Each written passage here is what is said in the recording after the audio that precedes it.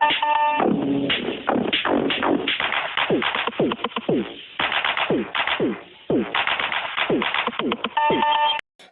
दोस्तों, स्वागत है आपका हमारे channel education classes bye Saurabh Sahu में। आज हम बात करेंगे कक्षा 12 का जो पहला लेसन है प्रेम माधुरी, इसके संदर्भ, प्रसंग, व्याख्या और इसके साथ साथ ही इसमें पूरा अर्थ हम आज बताएंगे। जैसे 4 पैराग्राफ है, चारों पैराग्राफ का हम पूरा अर्थ बताएंगे। तो शुरू करते हैं।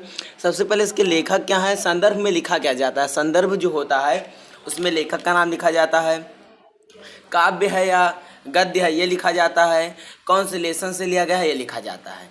तो जैसे इसका संदर्भ लिखना है तो हम लिख सकते हैं प्रस्तुत काव्यांश हमारे पाठ्य पुस्तक हिंदी के काव्यखंड से संकलित है, जो कि प्रेम माधुरी शीर्षक से हमारे पाठ्य पुस्तक में उद्धृत है। इसके रचयिता भारतेंदु हरिश्चंद्र जी हैं। तो ये हो जाएगा इसका संदर्भ। प्रसंग क्या है, तो प्रसंग उसका निचोड़ होता है कि पूरे पोएम में यानी कि पूरे कविता में कहना क्या चाहता है। तो पूरा जो कविता है इसमें गोपियों और उद्धव जो दोनों लोग बातचीत कर रहे हैं, गोपी और उद्धव, इन लोगों का जो बातचीत है वो बताया गया है। कृष्ण भगवान के बारे में सब लोग बात कर रहे हैं। गोपियाँ बता रही हैं कि मैं मतलब जब से कृष्ण भगवान से दूर हूँ तो किस प्रकार से वो दुखी हैं, अपने दुख का वर्णन कर रही हैं इस पूरे मतलब काव्य में।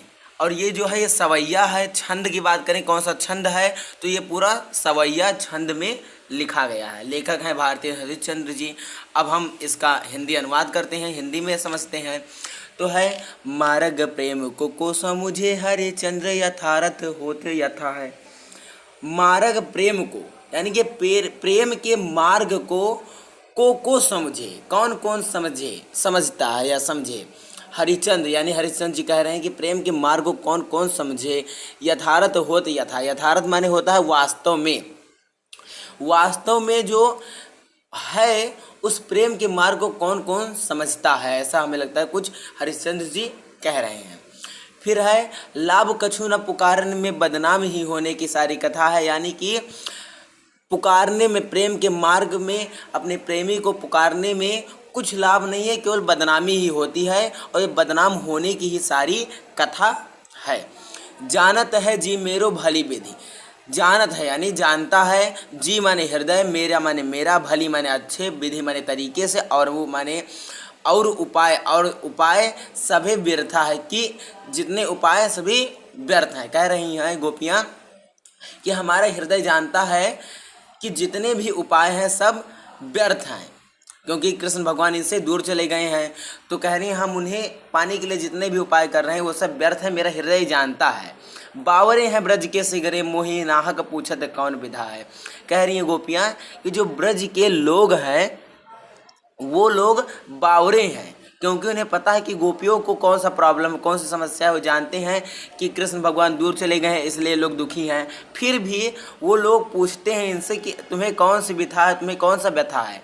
तो इसलिए कह रही हैं गोपियाँ कि बावरे हैं ब्रज के सिगरे, यानी कि ब्रज के सभी लोग बावरे हैं कि मोही नाहक पूछत कौन विधा, यानी मुझसे नाहक ही पूछते हैं कि मुझे कौन सी व्यथा है। ये जो पूरा है सवैया छंद में है और इसमें उद्धव और गोपियों के बीच में बातचीत हो रही है, जिसे हरिश्चंद्र जी ने अपनी कलम से बाखूबी से लिखा है, बहुत खूबसूरत तरीके से लिखा है। अब इसका ये जो पहला पैराग्राफ था ख़त्म हो गया। अब दूसरा पैराग्राफ हम देखते हैं। इस दूसरे पैराग्राफ, जो दूसरा पैराग्राफ है, इसमें गोपियों की व्यवस्था दिख रही है कि वो चाह के भी कुछ नहीं कर पा रही। वो कह रही हैं कि अगर हम रोकें, इसमें उनका दुख साफ साफ दिखाई दे रहा है।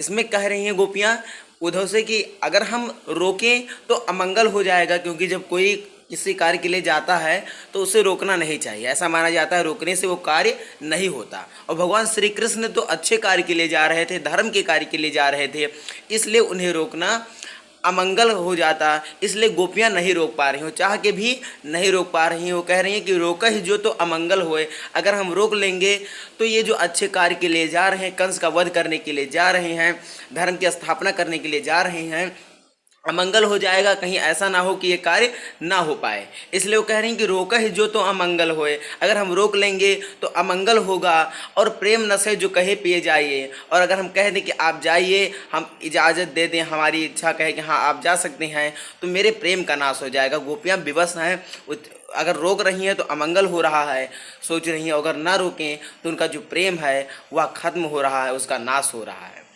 फिर दूसरे लाइन में है कि जो कहे जाहु न तो प्रभुता, और जो कछु न कहे तो स्नेह नशा। ये गोपियाँ कह रही हैं अगर हम ये कह दें आप जा सकते हैं, तो ऐसा लगेगा कि जैसे मैं आदेश दे रही हूँ कि हाँ आप जाइए, तो हमारे प्रभुत्व दिखाई देगा कि मैं उन्हें आदेश दे रही हूँ, अपना प्रभुत्व सिद्ध करना साबित होगा।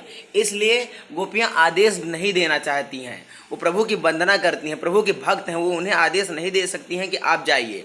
इसलिए कह रही हैं कि अगर हम ऐसा कह दें कि हाँ आप जाइए, तो एक आदेश होगा जो मैं नहीं कर सकती हूँ।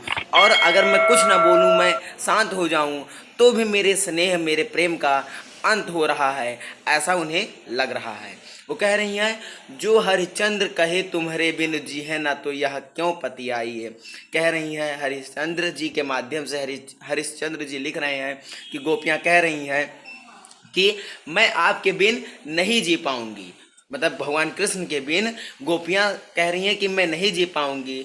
लेकिन यह विश्वास कैसे होगा, जैसे भगवान कृष्ण के बिना गोपियाँ नहीं जी पाएंगी, इन्हें ऐसा लग रहा है नहीं जी पाएंगी, लेकिन भगवान को विश्वास कैसे होगा कि हाँ सच में वो उनके बिन नहीं जी पाएंगी।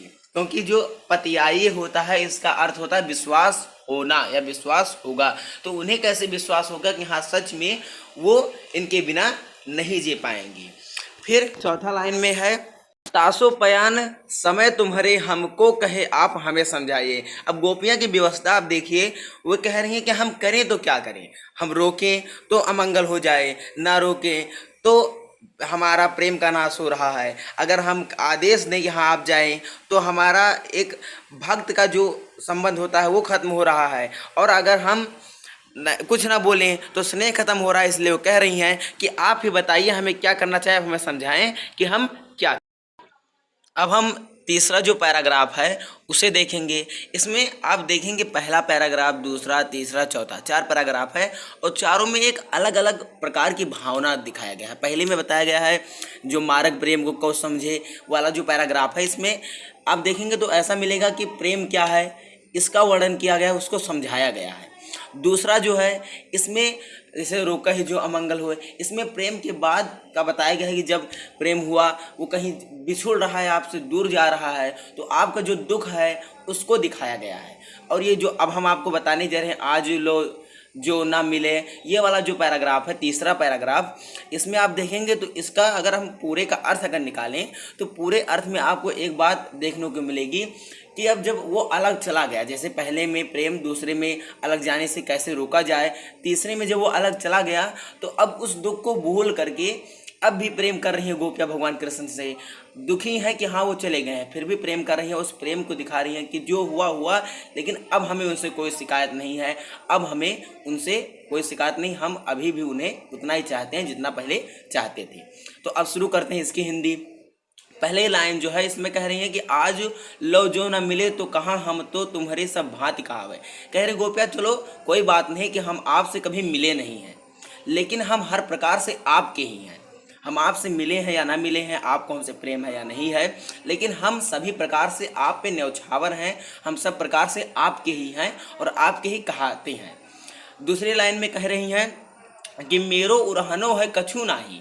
हमारा जो उरहन है, हमारी जो शिकायत है, कुछ भी शिकायत नहीं है, हमें आपसे कोई शिकायत नहीं है। सभे फल अपने भागों को पावे। इसमें बता रहे हैं कि हमें आपसे कोई शिकायत नहीं है, क्योंकि जो भाग्य में लिखा होता है वह फल सबको मिलता है। तो हमारे भाग्य में ही लिखा था, इसलिए हमारे साथ ऐसा हुआ, आप हमसे दूर गए, हमें आपसे कोई शिकायत नहीं। हमारा भाग्य खराब है, इसलिए हमारा जो दोष है वो भाग्य को हमारा दोष है कि हम भाग्य को दोष देंगे कि हमारा भाग्य खराब था, ना कि आपका दोष है, आप गए हैं, इसमें हमें कोई शिकायत नहीं है। फिर कह रही हैं कि अब हमारा प्राण चले जाए। कह रही हैं भाई जो भाई अब प्राण चले चाहे तासो सुनावे। कह रही हैं हमारा अगर अब प्राण भी चला जाए तो हम किसको सुनाएंगे। अब एक निर्वेद, एक शांत दिखाई दे रहा है। पहले कह रही हैं कि जो हमारा जो ये उड़ान है, हमें तुमसे कोई शिकायत नहीं है, जो भाग में लिखा था वो हुआ, और हम आपसे मिले या नहीं मिले लेकिन हम आपके ही हैं, अभी भी आपके हैं। फिर तीसरे लाइन में कह रही हैं कि जो हुआ वो हुआ, अब हमारा प्राण चाहे चले जाए लेकिन हम किसको सुनाएंगे। फिर चौथे लाइन में कह रही हैं कि प्यारे जो है जग की यह रीत, यानी कि जग को यह रीत बहुत प्यारी है कि जब कोई दूर जाने लगता है, बिछुड़ने लगता है, तो लोग उससे गले मिलते हैं और अपना दुख व्यक्त करते हैं। ये जो रीत है जग की, ये एक प्रसिद्ध रीत है कि लोग जब विदा होते हैं तब गले मिलते हैं।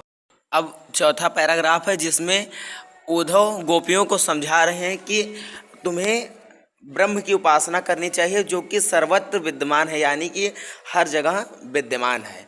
तो गोपियाँ कहती हैं कि व्यापक ब्रह्म सभे थल पूरन है, हमहु पहचानती है, यानी कि गोपियाँ कहती हैं कि जो व्यापक ब्रह्म है वह सर्वत्र सब जगह है, सर्वे थल यानी कि संपूर्ण पृथ्वी पर है, संपूर्ण भूमि पर है, हम भी पहचानते हैं, यानी कि हम भी जानते हैं कि जो ब्रह्म है, निराकार ब्रह्म है, वह कण कण में व्याप्त है।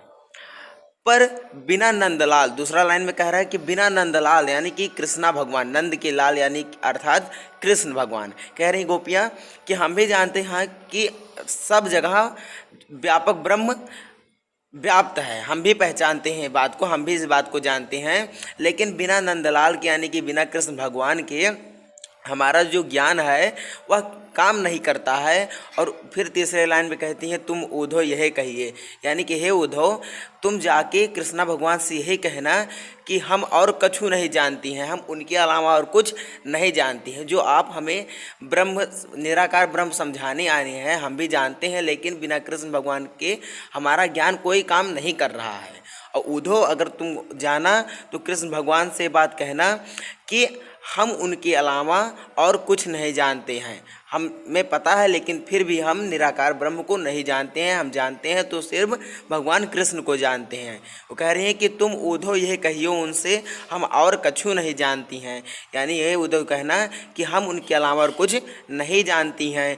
पिया प्यारे तिहारे निहारे बिना अखियाँ दुखियाँ नहीं मानती हैं, कह रही हैं गोपियाँ उद्धव से कि पिया प्यारे यानी प्यारे पिया को देखे बिना, निहारे यानी कि देखे बिना, तिहारे निहारे देखे बिना, अखियाँ जो हमारी दुखी आँख हैं वह नहीं मान रही हैं।